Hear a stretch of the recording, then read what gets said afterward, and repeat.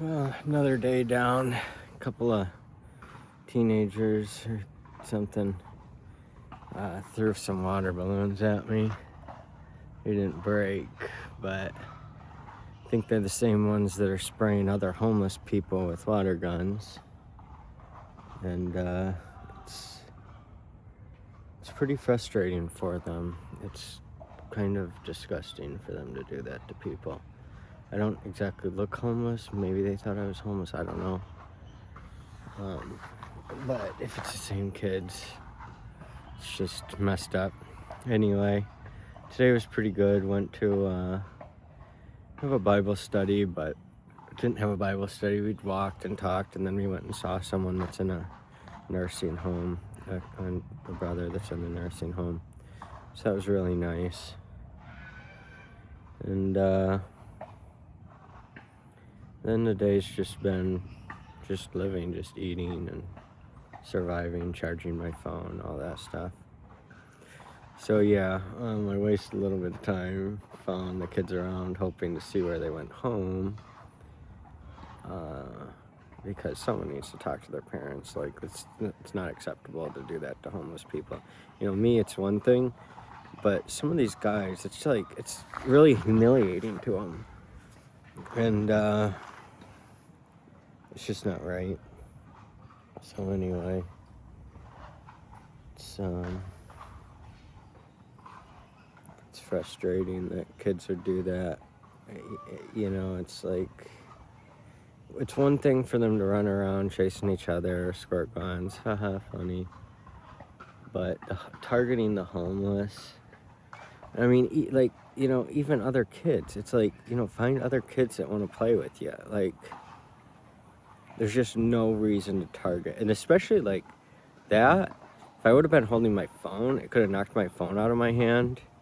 Like, it could break people's phones, you know, their screens, stuff like that. Because it was like hard. I thought, at first I thought like an apple or something fell out of the tree. Like,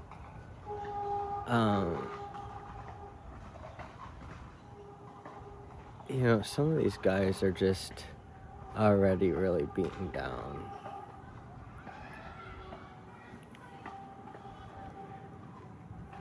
And I know it's a relatively harmless thing, but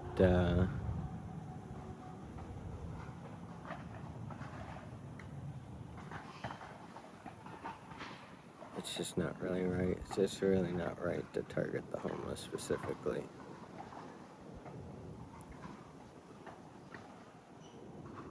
Like, some older guys, like,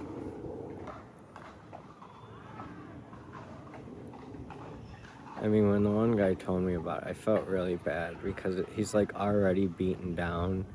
And, like, some of these guys are really like at the edge of life.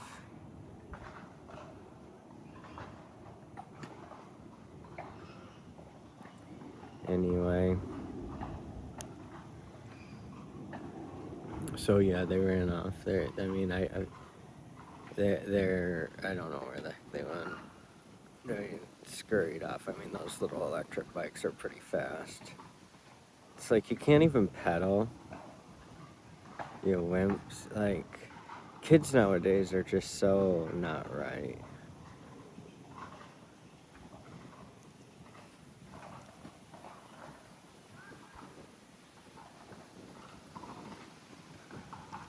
Anyway, I actually worked up a sweat just because it's pretty warm out, actually. Anyway, that's all for now, I think. I listened to a lot of AI stuff today. A lot of AI stuff. I think I'm really getting back into the groove, and I think I'm getting close to finding, like, my place.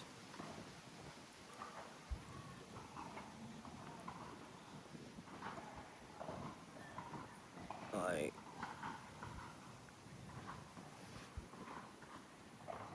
you know, I've got a guide the best that I can. Like, people just aren't getting, like, they're like, how do we stop? It's like, well, here's how to stop it in your community. That doesn't mean it's going to get stopped. Like, unless you stop the revenues, and these people just cannot stay off the internet. They'll defend Facebook to all ends. You know, that it's so mind-blowing. And now, no, it's not the internet. Internet doesn't use data centers. It's like, it does. Like, they were building these data centers for the internet. Like, you know, all this AI is for internet-enabled services. All of it's going to be, I mean, how much of it's really going to be on device? Like, people just do not get that. Like, even now, how much is on device versus off device? And then, you know, with faster connectivity speeds, less reason for it to be on device. Like, when you don't have internet, there's so many things that shut down on your phone, on your computer, on everything. It's like, oh, I can't even, you know, edit a document now. Yeah, and it offers many benefits being online, but just stopping AI and stopping data centers and all these things is just pretty unrealistic without going majorly back in time. And it's like, okay, well, what if we just don't want to live by them? Other people in the world can do it.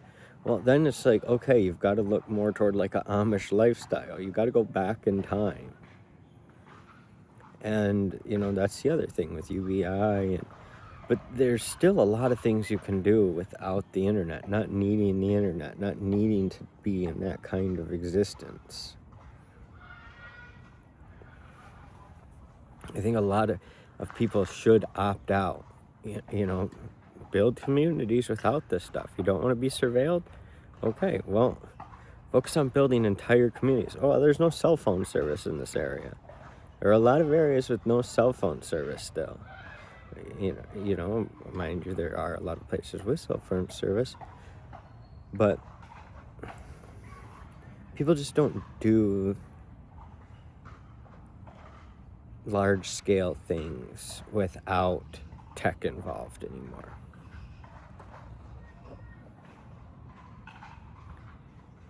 It would be nice if there was a combination of both. Like, okay, here's all human-made, here's all robotics-made.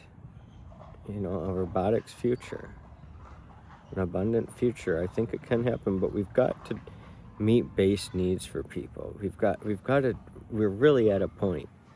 You know, I went by the Home Key development, 88 units, it looks done. People should be moving in. I didn't see any construction related stuff really. You know, no construction stuff. There's some fences up, but I mean, I think they're done. And it took all these years and cost all this money for 88 units. $37 million. It's just so mind-boggling. Doesn't make sense. That's, you know, that kind of thing should be all over the country, so that we can get people off the streets, get people off of addictions. You know, it's not going to cure everyone of addictions, but we've got to be housing first. We've got to be thinking about people. That's all there is to it. You know, an elderly, there's just...